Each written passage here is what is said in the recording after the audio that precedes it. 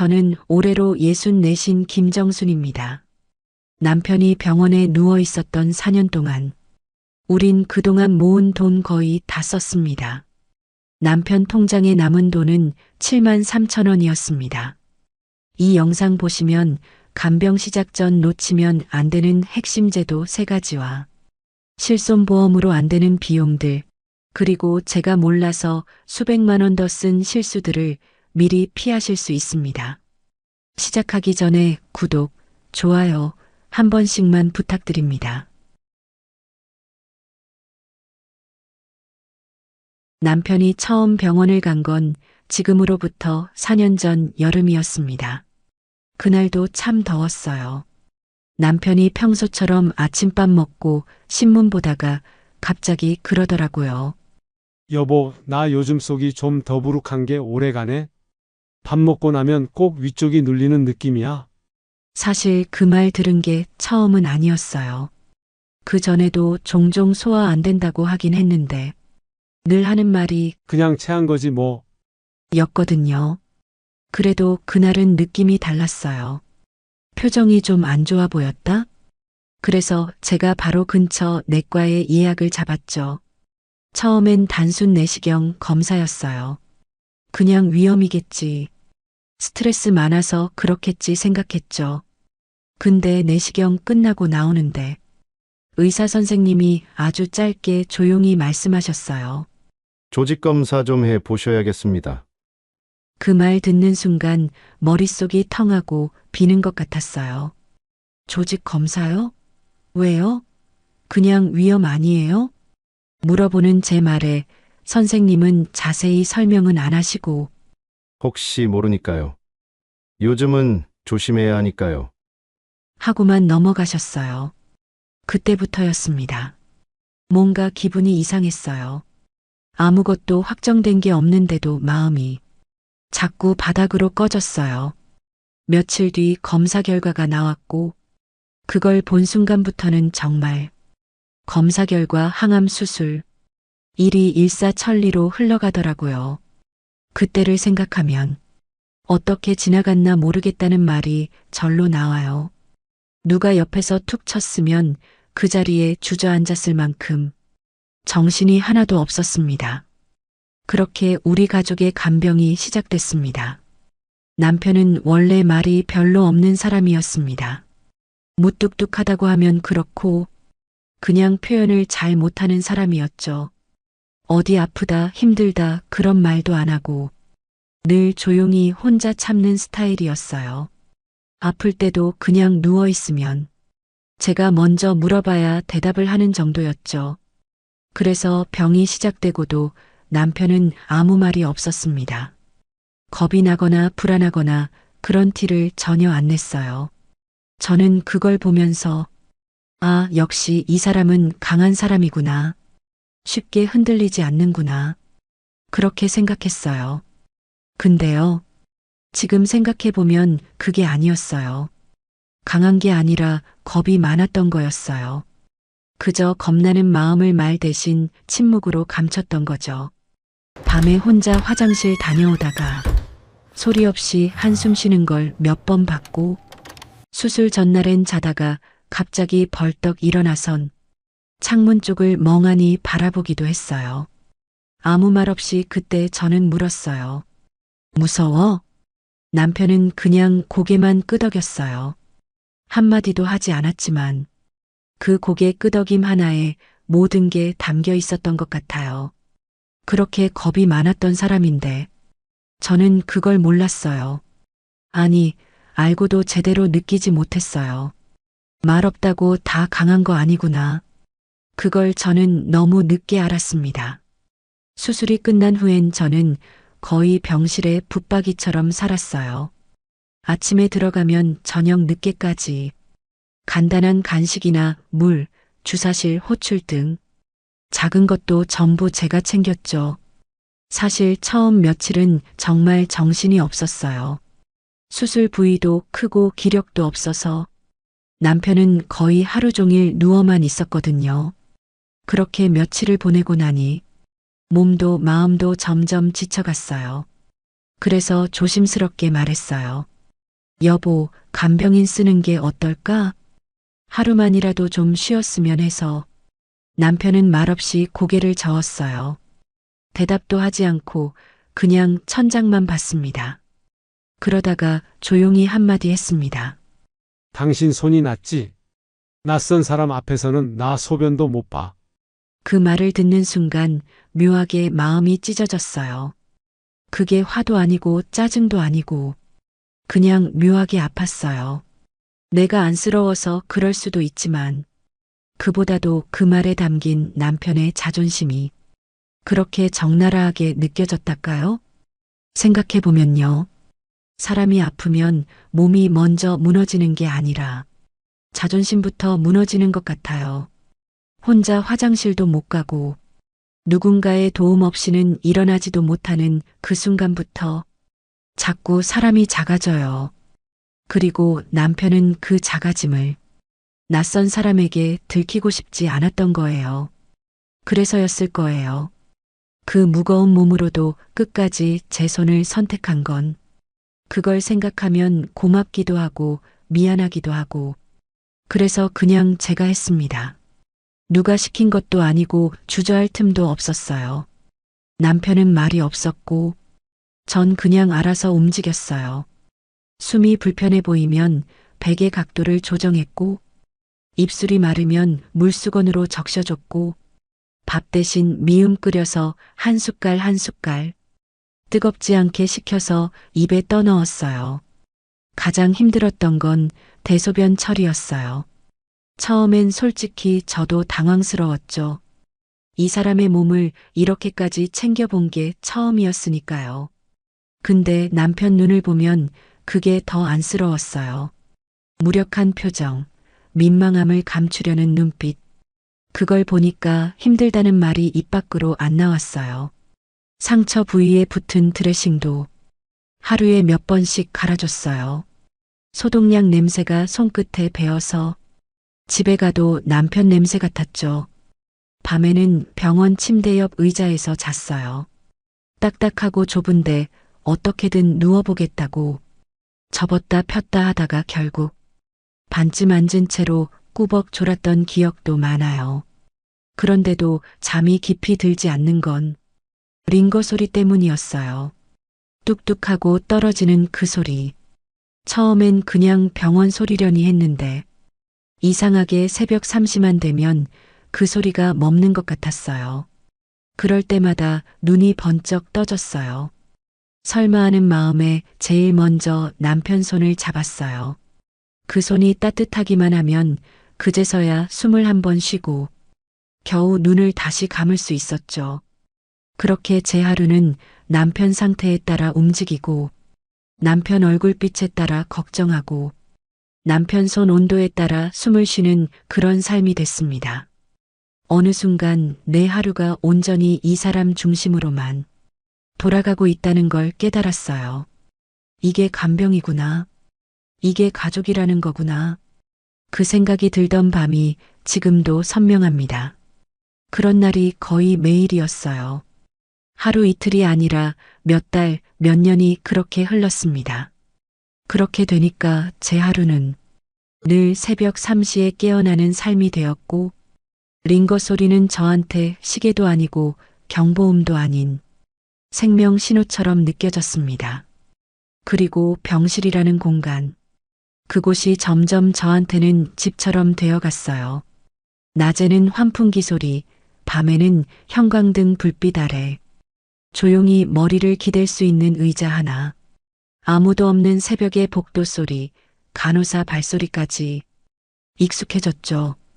차가운 바닥에 앉아 남편 얼굴을 바라보다가 그대로 잠드는 밤도 많았습니다.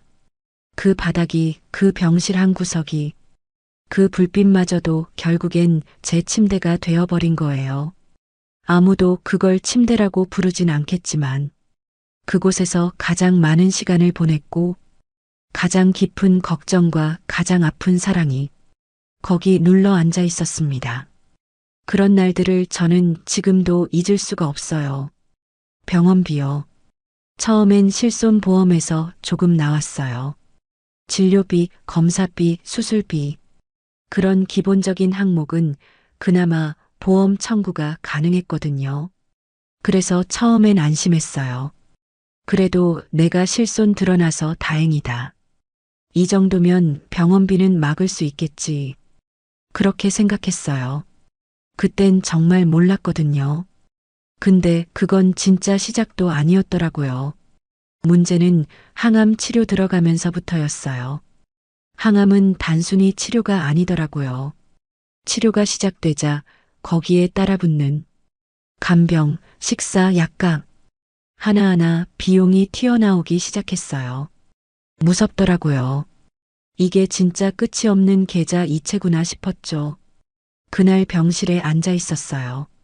링거 소리 들으며 멍하니 있다가 간호사 선생님이 오시더라고요. 어머니 혹시 간병인 쓰실 계획 있으세요?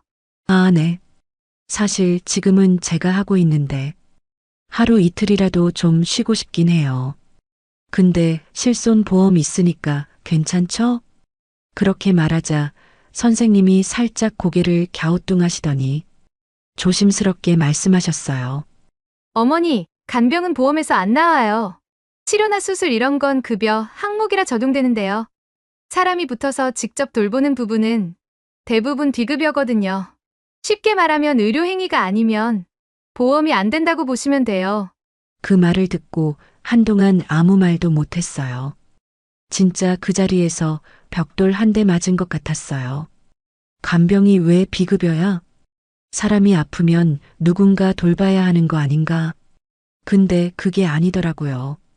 보험이 도와주는 건 의사 선생님이 해주는 진료, 수술, 처치까지만이고 그 뒤에 생기는 밥 먹이고 대소변 받아내고 체위 바꾸고 그런 건 전부 내 돈이라는 거예요. 딱 잘라서 말하면요. 사람 손이 들어가는 돌봄은 국가도 보험도 도와주지 않는다는 뜻이었어요. 꼭 기억하세요.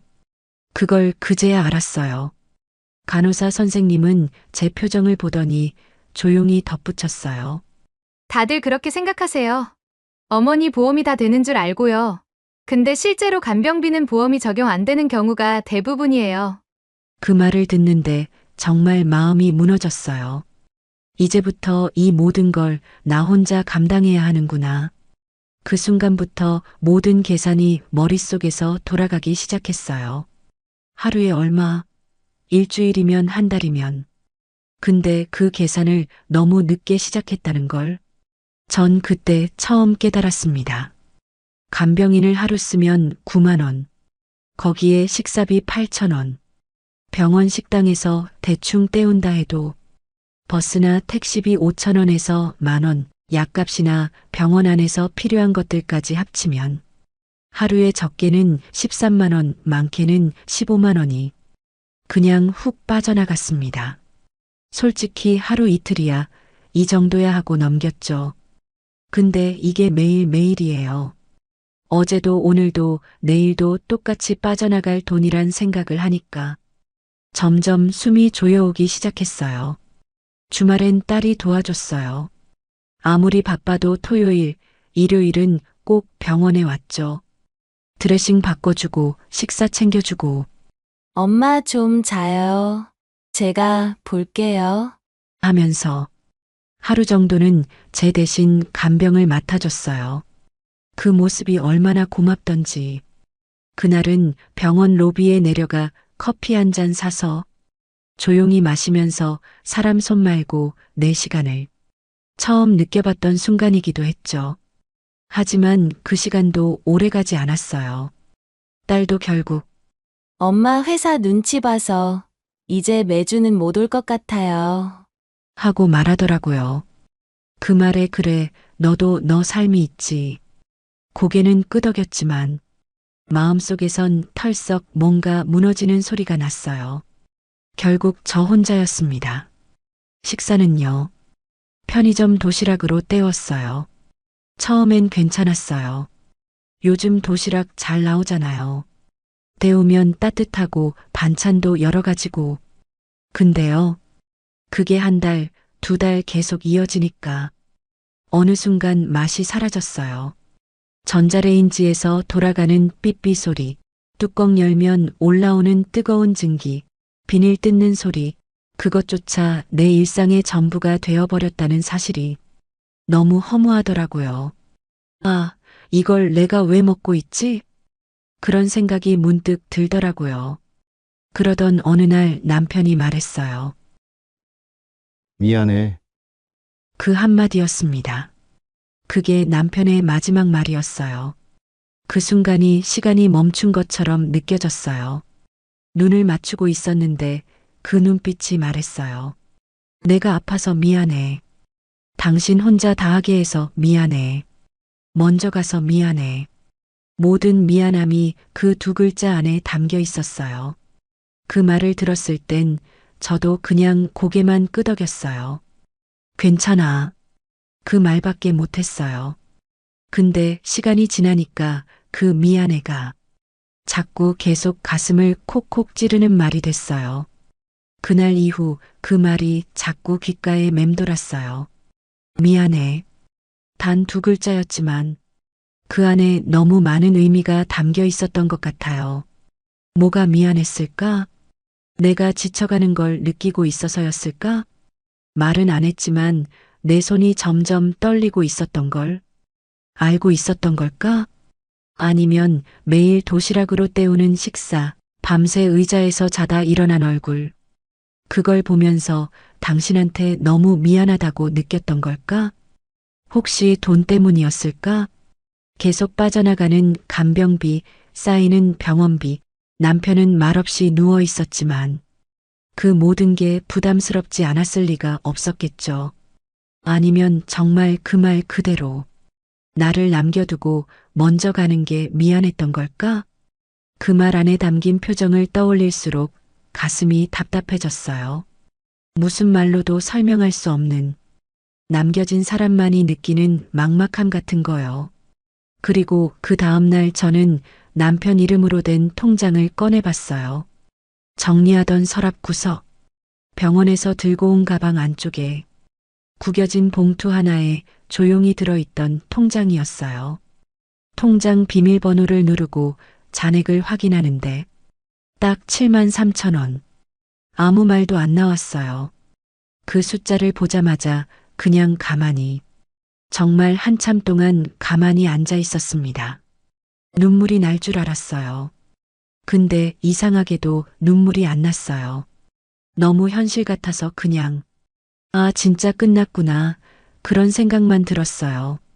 그 73,000원이 너무 작아서 슬픈 게 아니라, 그게 우리가 함께 버틴 마지막 기록 같아서 숨이 막혔어요. 지금은 작은 방으로 이사했습니다. 진짜 작은 방이에요. 방 하나에 작은 부엌, 그리고 조용한 창문 하나. 전엔 그렇게 조용한 걸 좋아했는데 이상하죠. 이젠 그 조용함이 조금 무서워요. 혼자 지냅니다. 오가는 사람도 없고 전화도 점점 줄어들었고 이젠 문 열고 들어오는 사람도 남편 이름을 부르는 소리도 없어요. 낮엔 괜찮아요. 햇빛이 들어오고 TV를 틀어놓으면 어느 정도 소란스러워지니까 그게 위로가 되거든요. 근데 밤이 되면 달라져요. TV를 끄고 나면 순식간에 공간이 조용해져요. 정말 소리가 하나도 없어요.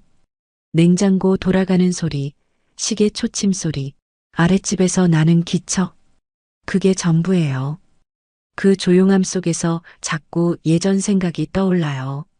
병실 불빛 그 뚝뚝 떨어지던 링거 소리. 새벽 3시에 남편 손을 잡았던 그 감각. 그게 불쑥 떠오릅니다. 불도 껐는데 그 장면이 눈앞에 선명하게 지나가요. 그래서 가끔은 TV도 안 끄고 잔 적이 있어요. 그냥 켜놓고 그 소리를 들으면서 누군가 이 방에 있는 것 같은 느낌이 들게 하려고요. 혼자 있는 밤이라는 건요. 생각보다 더 깁니다. 시계는 천천히 가고 몸은 지쳐도 마음은 잠들지 않아요. 아무도 없다는 게 어쩔 땐 너무 현실 같고 어쩔 땐 꿈이었으면 좋겠다 싶어요. 사람들이 자주 그래요. 그래도 남편분 고생 덜 하시고 먼저 가셨잖아. 혼자 남은 사람은 더 힘든 거니까. 지금은 어쩌면 잘 된 걸 수도 있죠. 그 말을 들으면 저도 고개는 끄덕여요. 그러게요 하며 애써 웃어 보이기도 해요. 근데요, 그 말이 위로가 될 리가 있나요? 그 사람이 얼마나 아팠는지, 얼마나 참았는지, 그 모든 과정을 내가 두 눈으로 봤는데, 어떻게 그게 잘된 일이 될 수 있겠어요? 누워있는 모습, 말아가는 얼굴, 숨소리 하나에도 놀라던 밤들. 그건 결코 덜 고생한 게 아니었어요. 그리고 남겨진 저도 덜 고생하지 않았어요. 그 사람을 매일 돌보며 하루하루 무너졌고, 그가 떠난 후엔 그 빈자리에 제가 쓸려 들어갔어요. 몸도 무너졌고, 마음도 무너졌고, 그리고 통장도 그 말이 그냥 나온 게 아니에요. 몸은요, 무거운 남편 몸 부축하느라 허리가 늘 뻐근했고, 왼쪽 손목은 아직도 약간 시큰해요. 마음은요, 나만 남았다는 생각이 밤마다 조용히 목을 조여왔고요. 그리고 통장, 그건 더 말할 것도 없죠. 써버린 게 아니라 빠져나간 기록만 남아있는 숫자들. 우린요, 진짜 무너졌어요. 함께, 그 사람도 저도. 그 후에야 알았어요.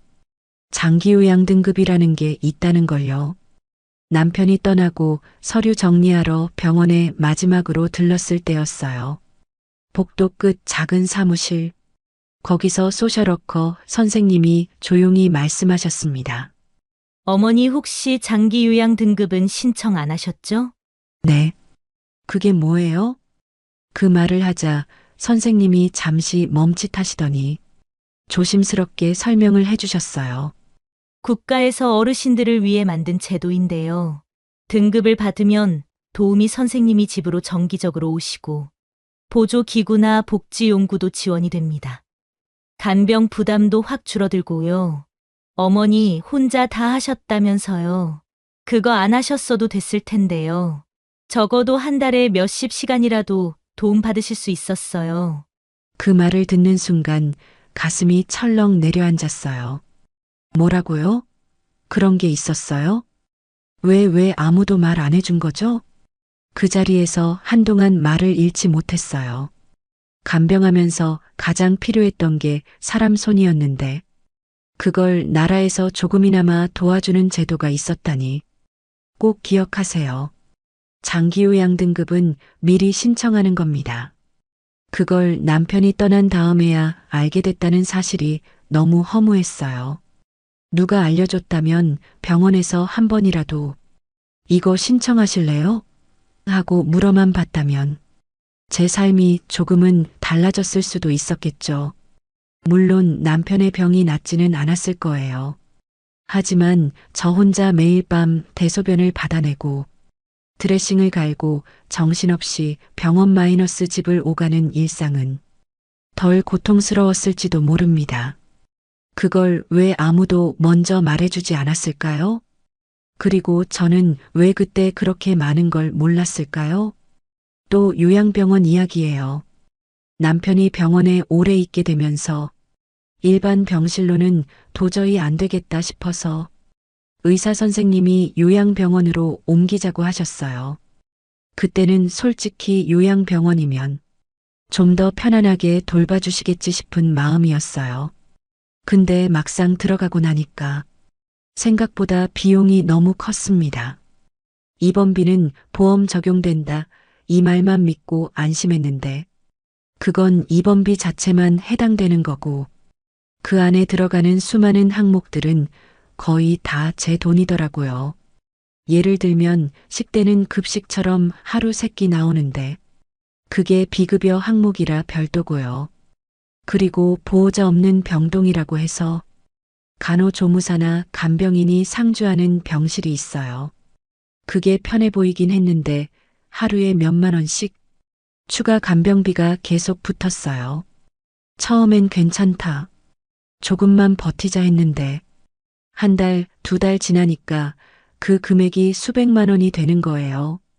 그땐 정말 병원에만 있으면 되는 게 아니구나 하는 생각이 절로 들었어요. 아프면 병원 가면 되지. 그렇게 단순하게 생각했던 건 정말 몰라서였고 한참 순진해서였구나 싶더라고요. 요양병원이 뭔가 모든 걸 다 돌봐주는 곳일 줄 알았는데 결국 내 지갑이 달아가는 곳이기도 했습니다.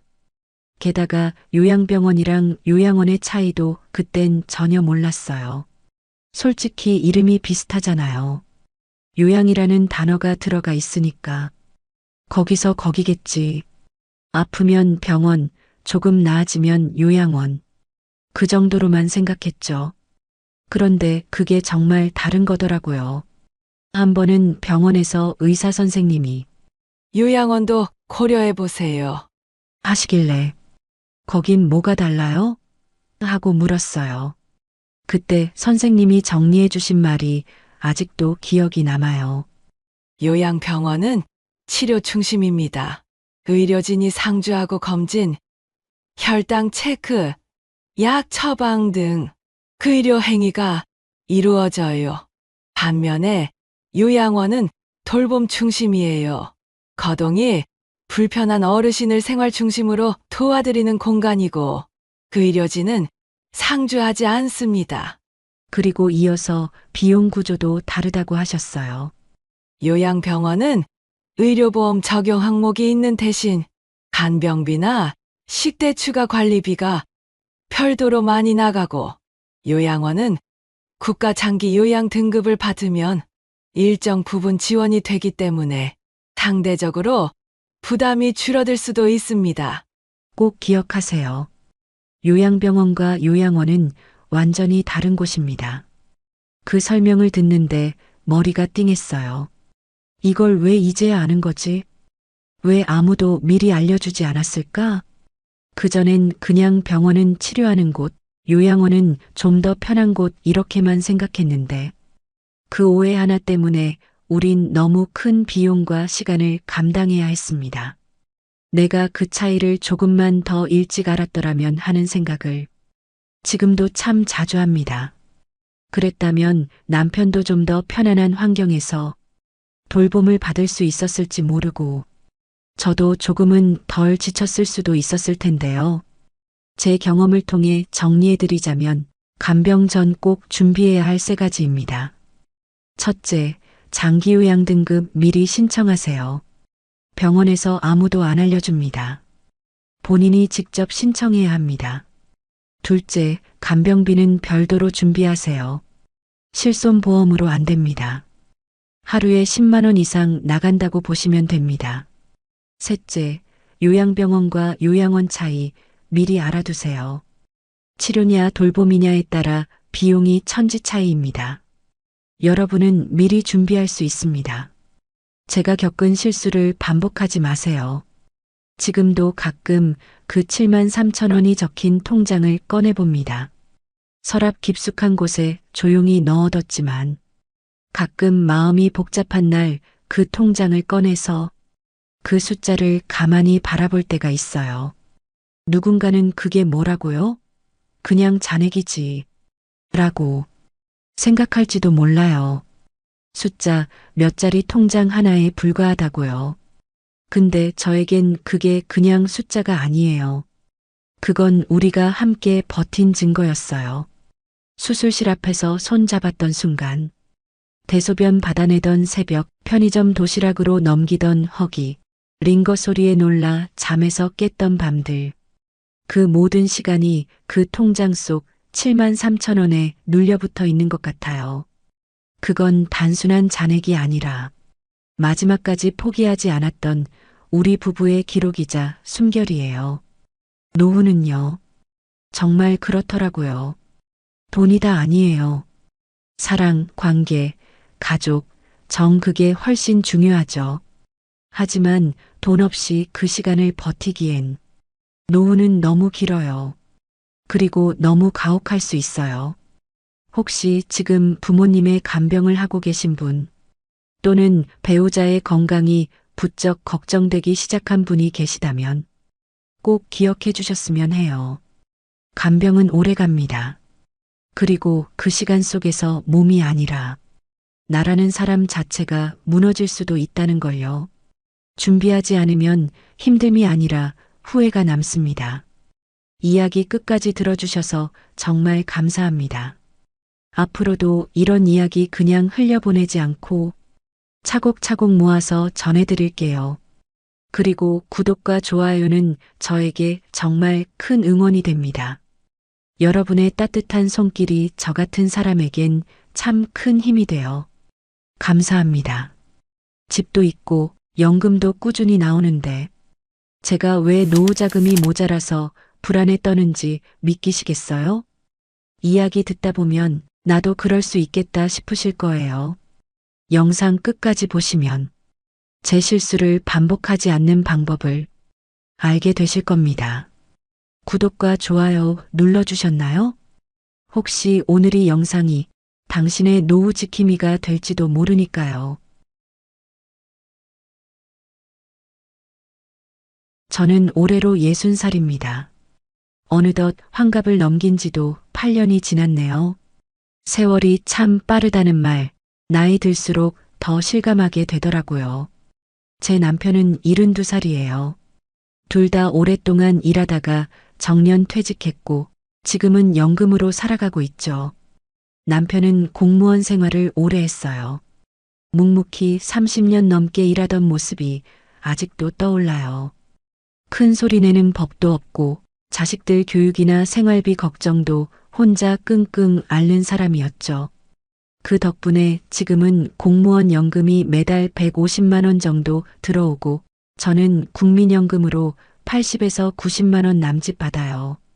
딱 둘이 합치면 240만 원쯤 되죠. 사치 부리지 않고 병원 갈 일만 크게 없으면 이 정도면 우리도 은퇴 후에 그럭저럭 살 수 있겠다 싶었던 시절이었어요. 살고 있는 집은 오래된 아파트예요. 서울은 아니고 경기도 외곽 쪽이에요. 남편 퇴직할 무렵에 대출 싹 갚고 명의도 정리했죠. 이제는 우리 둘 이름으로 된 18평 남짓한 아파트 한 채. 그게 전 재산이나 다름없는 셈이죠. 물론 크지도 새 것도 아니에요. 현관문은 몇 년 전부터 삐걱거리고 욕실 타일도 군데군데 깨졌어요. 그래도 우리 손으로 마련한 집이라는 자부심이 있었고 딱히 바랄 게 없었어요. 건강도 아직은 괜찮아요. 큰 병 한 번 없이 살아온 것만 해도 감사한 일이죠. 남편은 혈압약 하나 먹고 저는 무릎이 조금씩 시큰거릴 뿐이었어요. 병원 갈 일만 없다면 연금에다 집 한 채, 그거면 남들보다 부족하지 않게 무던히 잘 살아가고 있다고 스스로 생각했죠. 가끔은 저녁에 베란다 창문 열어놓고 남편이랑 맥주 한 캔씩 나눠 마시며 그런 말도 했어요. 당신이나 나나 참 평범하게 잘 살아왔다. 우리 인생 그래도 큰 실패 없이 여기까지 온 거 보면 성공한 거지. 정말 그랬거든요. 그땐 그게 진심이었어요. 그런데 그 평온함이 무너진 건 바로 작년이었어요. 지금 생각해도 그 해는 우리 인생에 참 많은 걸 흔들어 놓은 해였어요. 작년에 우리 둘째 아들이 결혼을 하겠다고 했거든요. 33살. 요즘 기준으론 빠르진 않지만 저희 집에선 조금 이른 편이었죠. 예비 며느리도 참 반듯하고 착했어요. 처음 인사 오던 날 남편은 몰래 봉투에 50만 원 넣어주고 결혼 준비에 쓰라며 괜히 점잔 빼고 저도 냉장고에 삼색전이랑 잡채까지 해두고 기다렸죠. 솔직히 기뻤어요. 우리 둘째도 이제 가정을 꾸리는구나. 우리가 또 다른 가족을 맞이하는구나. 그 생각에 늦은 밤까지 잠이 안 오더라고요. 근데 그 행복감이 오래가지 않았어요. 결혼 얘기가 구체적으로 오가면서 현실적인 문제가 하나 둘씩 드러났거든요. 바로 집이었어요. 아이 둘 다 모아둔 돈이 얼마 안 됐고 요즘 전셋값이 워낙 비싸잖아요. 신혼집 구하는 게 너무 벅차다고. 어느 날 둘째가 조심스럽게 그러더라고요. 엄마 혹시 전세 보증금 조금 도와주실 수 있을까? 결혼 준비로 한창 바쁠 때였어요. 날짜도 잡고 예식장도 알아보고 예비 며느리 쪽 부모님이랑 첫 만남도 마쳤을 무렵이었죠. 그날은 평범한 저녁이었어요. 식사 다 마치고 설거지를 끝내려던 참에 둘째가 저를 부르더라고요. 엄마 나 잠깐 얘기 좀 해도 돼? 거실 한켠에 앉더니 한참을 머뭇거리다가 결국 이렇게 말했어요. 전세 보증금이 너무 부족해. 지금 가진 돈으로는 집을 못 구하겠어. 보증금 5천만 원만 도와줄 수 있어? 그 말을 듣는 순간 속으로 얼마나 많은 생각이 스쳐갔는지 몰라요. 5천만 원. 우리가 지금 당장 줄 수 있을까? 적금 깨야 하고 보험도 해지해야 하고 그럼 노후 자금은 어쩌지? 아니 근데 또 안 도와주면 얘가 결혼을 못하게 될지도 모르는데 입안이 바짝바짝 마르는데 표정은 애써 아무렇지 않은 척했어요. 그래. 엄마가 한번 생각해 볼게. 그 말밖에 못했어요. 사실은 그 순간부터 제 속은 찢어지기 시작했던 것 같아요. 왜냐면 첫째 아들 결혼할 땐 3천만 원 도와줬거든요. 그땐 우리가 대출을 갚기 직전이었고 마침 남편 퇴직금 일부도 남아 있었던 때라 꽤 부담 없이 도와줄 수 있었죠. 근데 이번엔 상황이 완전히 달랐어요. 5천만 원이라는 돈은 우리 부부의 노후를 지켜줄 마지막 안전망 같은 돈이었거든요. 그걸 건드려야 한다는 생각에 머릿속이 새하얘졌어요. 그런데 문제는 우리에겐 당장 쓸 수 있는 목돈이 없었다는 거예요. 통장에 쌓여 있는 큰 금액은 커녕 매달 들어오는 연금으로 겨우 생활을 유지하고 있었죠. 비상금이라고 해봤자 생활비 통장에 남은 30만 원 정도가 전부였어요. 그래도 어떻게든 해보려고 그동안 안 쓰고 모아두었던 적금 통장을 꺼냈어요. 하나는 우리 부부 여행용으로, 하나는 손주 태어나면 쓰자고 모은 돈이었죠. 적금 2개를 해지하는데 은행 창구에서 도장을 찍고 나오면서 눈물이 왈칵 쏟아졌어요. 이게 맞는 선택일까? 고개를 푹 숙이고 나오는데 괜히 쪽팔리고 괜히 서럽고 괜히 나는 왜 이렇게 마음이 좁을까 자책도 했어요. 근데 적금만으로는 5천만 원이 안 됐어요. 그래서 결국 보험도 깼어요. 남편이 10년 넘게 넣고 있던 종신 보험이었는데 해지하면 손해가 크다고 늘 말하던 그 보험. 그걸 지금 아니면 안 될 것 같아서 저 혼자 사인하고 깼어요. 받은 해지 지급금은 생각보다 적었고 이제 다시 가입하려면 나이 제한 때문에 못 들어간다고 은행 직원이 말하더군요. 그렇게 우리가 20년 가까이 쥐어짜며 모아둔 돈을 단 3일 만에 허겁지겁 정리해서 아이한테 줬습니다. 아들이 고맙다고 하면서 몇 번이나 고개 숙여 인사하던 모습이 그 순간엔 참 대견해 보였어요. 근데 가슴 한쪽은 왜 그렇게 서럽던지 모르겠어요. 그때까진 그래도 괜찮았어요. 정말이었어요. 돈을 보내준 며칠 후에는 몸도 마음도 이상하게 가벼워진 느낌이 들었어요. 마치 내 어깨에 올려져 있던 돌덩이 하나가 툭 떨어져 나간 듯한 그런 기분이었달까요? 그래 잘했다. 부모가 자식한테 그 정도는 해줘야지. 우리 둘째가 이제 새로운 가정을 꾸리잖아. 스스로 그렇게 계속 되뇌었어요. 거울을 보면서 차를 마시면서 남편 얼굴을 바라보면서도요. 남편도 말은 안 했지만 그날 저녁 유난히 조용했던 걸 보면 속으로는 많이 복잡했을 거예요. 하지만 우리 둘 다 이건 후회할 일이 아니다. 우리 역할을 다한 거다. 그렇게 스스로를 설득했죠. 특히 저한테는 그게 일종의 자기 위안이었어요. 아무리 생각해도 정확하게는 자신감이라기보단 불안을 덮기 위한 얇은 담요 같은 위로였어요. 진짜 괜찮다고 믿고 싶었어요. 믿지 않으면 그 순간부터 너무 많은 것들이 무너져 내릴 것 같았으니까요. 그런데 시간이 지나고 보니까 이상하게 마음 한 구석이 자꾸 불편하더라고요. 처음에는 별거 아니라고 넘겼어요. 근데 이상하게 사소한 일에도 가슴이 철렁 내려앉는 순간들이 하나 둘씩 찾아오기 시작했어요. 비가 조금만 세게 와도 창밖을 보면서 괜히 창문 틈새를 만져보고 혹시 누수 생기면 어쩌지? 이 집도 오래됐는데 수리비는 얼마나 나올까? 생각이 꼬리에 꼬리를 물었어요. 예전엔 그냥 비 오니까 따뜻한 차 한잔 해야지. 이렇게 여유 부리던 사람이었는데 말이죠. 또 어느 날은 냉장고가 이상한 소리를 내기 시작했어요. 뚜껑 닫을 때마다 덜컥하고 쿵 울리듯 멈추는 소리가 났죠. 남편은 아무렇지 않다는 듯 그냥 지나쳤는데 전 그게 괜히 마음에 걸렸어요. 그래서 그날 밤 스마트폰으로 냉장고 고장 수리비를 검색하고 있더라고요. 예전 같으면 그냥 수명 다 됐네. 새 걸로 바꿔야겠다 했을 텐데 그날따라 검색창을 보고 있는 제 손이 괜히 초라해 보였어요. 내가 왜 이러지? 나답지 않게 왜 이렇게 겁이 많아졌지? 그런데도 마음 한쪽은 계속 속삭이고 있었어요.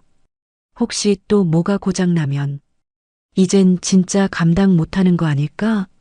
그러다 어느 날 오랜만에 친한 친구를 만났어요.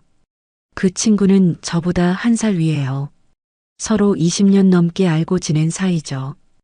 애들 어릴 때부터 같이 키우고 동네 마트 세일 정보도 서로 공유하던 그런 친구예요. 그날은 단둘이 카페에 앉아서 커피를 마시고 있었어요. 날이 좀 흐렸고 밖에선 비가 간간히 내리고 있었죠.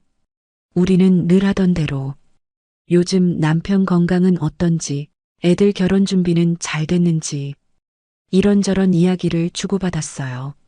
그러다 제 입에서 둘째 결혼하느라 우리도 좀 무리했지 뭐.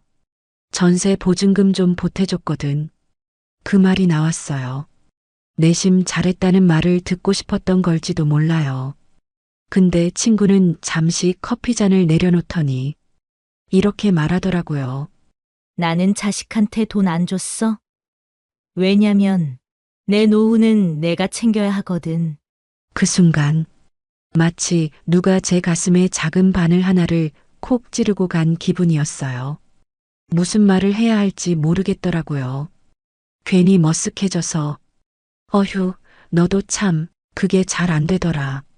이런 말로 얼버무렸어요. 하지만 속은 복잡했어요. 그 말이 계속 맴돌았어요. 내 노후는 내가 챙겨야 하거든. 집에 돌아오는 길에 버스 창밖을 멍하니 바라보다가 문득 생각했어요. 나는 왜 내 노후를 포기하면서까지 애들 걱정을 먼저 했을까? 친구 말이 틀린 것도 아닌데 그 말을 들은 내가 왜 이렇게 작아지고 미안하고 심지어는 억울할까 싶었어요. 그날 밤은 잠이 잘 안 오더라고요. 머릿속에서 자꾸만 내 노후는 내가 챙겨야 하거든. 그 한 문장이 울리듯 되풀이 됐어요. 그날 밤 집에 도착하자마자 남편 얼굴을 보는데 괜히 울컥하더라고요. 전부는 말 못했지만 친구랑 나눈 대화를 슬쩍 꺼냈어요. 여보, 우리 이제 진짜 남 생각 그만하고 살아야 할 것 같아. 남편은 제 눈빛을 보더니 말없이 고개를 끄덕였어요. 잠자리에 들기 전 우린 오랜만에 조용한 대화를 나눴어요. TV도 끄고 불도 낮추고 이불 위에 앉아 정면을 바라보면서요. 이제는 더 도와줄 여유 없어. 앞으로는 진짜 우리 둘 생활만 잘 지켜가자. 남편도 조용히 말했어요. 나도 그 생각 많이 했어. 우리 진짜 이젠 조심해야 해. 연금도 언제까지 나올지 모르고 몸 하나만 아파도 지출이 확 커지잖아. 그날 대화가 끝났을 땐 뭔가 가슴이 쿵 내려앉는 것 같았어요. 슬프기도 했고 한편으론 홀가분하기도 했어요. 드디어 현실을 똑바로 바라보기로 결심한 밤이었어요. 그때부터였어요. 제 생활이 조금씩 달라지기 시작한 건 먼저 소비 하나하나를 되돌아보기 시작했어요. 예전엔 오늘 뭐 먹지? 하면서 시장에 가서 이것저것 손에 잡히는 대로 담았는데 이젠 장을 보기 전에 꼭 메모지부터 꺼냈어요. 식비도 매주 예산을 정해서 딱 그만큼만 쓰기로 했고 이건 다음 주에 사도 되겠다 싶으면 과감히 내려놨어요. 관리비 고지서가 날아오면 지난달보다 많아졌는지 줄었는지 볼펜으로 표시까지 해두고요.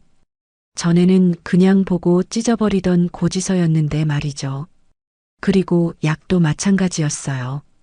병원 처방을 받기 전 남편이랑 어떤 증상인지 미리 얘기하고 꼭 필요한 약만 받으려고 노력했어요. 한 번은 의사 선생님께 혹시 이 약 꼭 먹어야 하나요? 하고 용기 내서 물어보기도 했어요. 무엇보다도 자식에게 도와달라는 말 절대 하지 않기로 했어요. 서운할 수도 있겠지만 그게 맞는 길이라는 확신이 들었어요. 그날 이후 저는 작은 다이어리를 하나 샀어요. 남편 몰래 혼자 마트 갔다가 10,000원짜리 다이어리를 샀는데 그게 제 인생을 다시 세우는 첫걸음이었죠. 그 변화는 거창한 데서 시작된 게 아니었어요. 처음엔 정말 단순했어요. 그날 내가 쓴 돈이 얼마인지 그냥 숫자만 적기 시작했거든요. 장보기 23,400원, 버스 2,500원, 약국 무릎 파스 5,800원. 이런 식이었죠. 아무 생각 없이 메모하듯이 적는 게 전부였어요. 근데 시간이 지나면서 가계부가 점점 질문을 닮아가더라고요. 어느 날은 문득 오늘 왜 장을 본 거지? 라는 생각이 들었어요. 냉장고 안을 열어보면 먹을 건 아직 남아 있었거든요. 그래서 23,400원이라는 숫자 옆에 이렇게 적어봤어요. 냉장고에 반찬이 있어서 비 오는 날이라 나가기 싫었는데 그냥 습관처럼 장봄. 그 순간 이상하게 가슴이 철렁 내려앉는 느낌이 들었어요. 내가 기분 따라 습관 따라 돈을 쓰고 있었구나. 먹을 게 꼭 없어서가 아니라 그냥 뭔가를 사면 마음이 채워지는 느낌. 비 오는 날 장 보면 이상하게 열심히 사는 사람 같다는 착각. 그런 감정이 날 움직였다는 걸 처음으로 자각한 순간이었어요. 그리고 이 깨달음은 생각보다 무서웠어요. 이렇게 내 감정이 지갑을 움직이고 있었다면 그동안 내가 얼마나 많이 낭비했을까? 그런 생각이 들면서 마치 내 소비가 지나온 인생의 흔적처럼 느껴졌어요. 그날 이후부턴 가계부가 일기가 되기 시작했어요. 오늘은 쓸쓸해서 카페에서 커피 마셨음 5,000원. 아들 전화 받고 기분 좋아져서 편의점에서 과자 2봉지 3,200원. 하나하나 적어 내려가면서 내가 왜 이걸 샀는가를 묻기 시작하니까 물건보다 감정이 먼저 눈에 들어오더라고요. 또 하나는 바로 홈쇼핑을 끊는 일이었어요. 그게 뭐 대단한 일이라고 생각할 수도 있지만 사실 저한테 제일 어렵고 무서운 변화였어요. 왜냐하면 그건 오래된 습관이었거든요. 밤에 남편 먼저 잠들고 저 혼자 거실에 앉아 있을 때 리모컨을 꾹 누르면 자동으로 홈쇼핑 채널이 나왔어요. 이게 참 무서운 게요. 딱히 뭘 사려고 켠 것도 아니고 심심해서 그냥 배경처럼 틀어놨을 뿐인데 어느새 전화기를 들고 있더라고요. 그래서 처음엔 그 리모컨을 아예 서랍 속에 넣어버렸어요.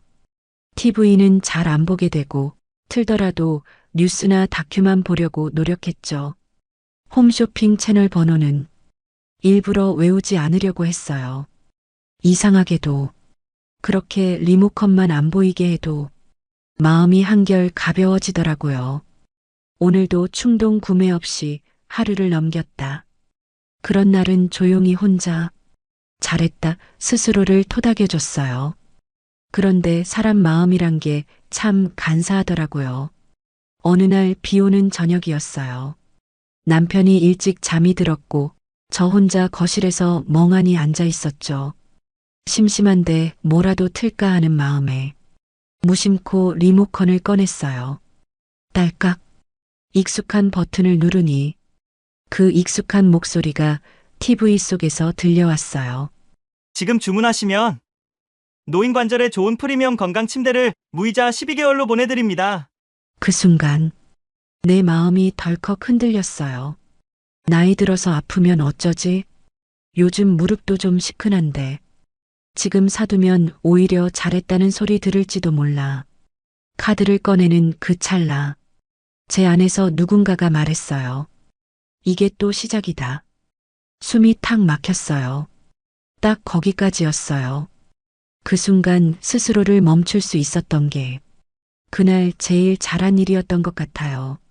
그날 밤 홈쇼핑 전화를 차단했고 휴대폰에서도 모든 쇼핑 앱을 삭제했습니다. 화면이 깔끔해진 폰을 바라보면서 마치 내 마음도 같이 비워진 느낌이 들었어요. 텅 빈 목록을 보면서 처음엔 허전했고 이틀쯤 지나니 묘하게 편안했어요. 지금 내가 필요한 건 건강 침대가 아니라 건강한 소비 습관이었구나. 그걸 그제서야 알겠더라고요. 그리고 마지막으로 제가 가장 어렵게 바꾼 건 바로 카드였어요. 아마 대부분의 분들이 공감하실 거예요. 카드는 너무 편리하죠. 계산대 앞에서 지갑을 꺼내고 돈을 세고 잔돈을 받는 그 과정 없이 그냥 손만 내밀면 끝이에요. 문제는 바로 그 편리함 속에 돈이 빠져나간다는 현실감도 같이 사라진다는 거예요. 한 달이 지나 카드 명세서를 봤을 때, 이게 다 내가 쓴 거야? 믿기지 않을 만큼 금액이 커져 있던 적. 그런 건 아니었을 거예요. 그걸 제대로 느낀 사건이 어느 날 시장에서 벌어졌어요. 그날은 파 한 단이 1,000원이었어요. 마트보다 저렴하고 싱싱해서 와, 잘 샀다 싶었죠. 근데 지갑을 열어보니 현금이 단 한 장도 없는 거예요. 카드밖에 없었어요. 그래서 파 한 단을 들고 카드를 내밀었죠. 그 순간 상인 아주머니가 절 한번 쳐다보더라고요. 그리고 아무 말 없이 카드 단말기를 꺼냈어요. 근데 왜 그렇게 얼굴이 화끈거리던지요? 뭐 잘못한 것도 없는데 괜히 내가 너무 편하게만 살아온 사람처럼 느껴졌어요. 1,000원짜리 하나 사면서도 현금 한 장 없다는 게 참 부끄럽더라고요. 집에 돌아오는 길에 팔을 한 손에 들고 혼잣말로 이렇게 말했어요. 이제 현금 없이 다니지 말자. 돈 쓰는 무게를 다시 느껴야겠다. 그래서 그날 이후로 제 지갑에 딱 5만 원만 넣고 다니기로 했어요. 다 쓰면 그 주는 장 보지 않기로, 사도 되는 물건이 아니라 꼭 필요한 것만 사기로. 놀랍게도 그날부터 제 소비 습관이 바뀌기 시작했어요. 시장에 가면 파 한 단도 지금 꼭 필요한가를 먼저 생각하게 됐고, 마트에서 과자 한 봉지를 들었다가도 이거 없어도 살 수 있잖아 하고 내려놓게 됐어요. 현금의 무게, 그게 참 묘하더라고요. 지갑을 꺼내는 순간 내가 무언가를 교환하고 있다는 느낌이 드니까 자연스럽게 사고 싶은 것보다 살 수 있는 것, 살 가치가 있는 것만 골라지더라고요. 이건 진짜 경험해보지 않으면 모를 감각이에요. 그렇게 현금으로 바꾸고 나서야 비로소 저는 내 돈이라는 감각을 되찾은 것 같았어요. 이 세 가지를 실천하면서 제가 깨달은 건 이거예요. 돈은 숫자가 아니라 감정이다. 기분 따라 쓰고, 불안해서 쓰고, 사랑한다고 쓰다가 내 노후가 무너질 수도 있다는 거. 사랑으로 시작했던 도움이 내 삶을 무너뜨리는 씨앗이 되기도 하더라고요. 내가 힘들면 자식들도 힘들어진다는 말. 그게 요즘 제 좌우명이에요. 혹시 지금 나도 소비가 조금 과했던 것 같다. 이젠 나 자신을 먼저 돌봐야겠다. 이런 생각이 드셨다면 오늘 이 이야기가 당신의 작은 변화의 시작이 되었으면 합니다. 공감되셨다면 구독과 좋아요 눌러주시고요. 댓글로 여러분의 경험도 나눠주세요. 우리 서로의 지혜가 되어줍시다. 감사합니다.